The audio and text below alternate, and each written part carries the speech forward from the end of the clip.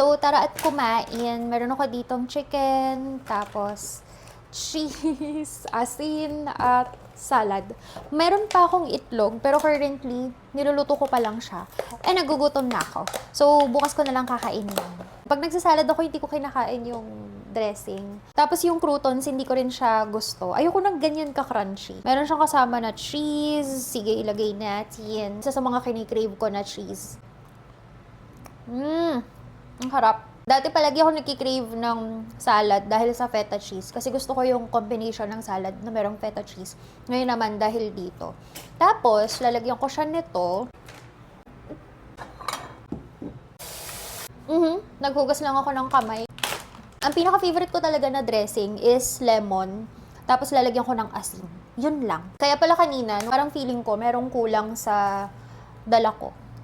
Lemon pala yung kulang. Lagyan ko siya ng chicken. Gusto ko yung yung nakaganito na. Para kakainin ko na lang siya mamaya, tusok-tusok. Habang nanonood ng TV. Wow, sarap ng cheese.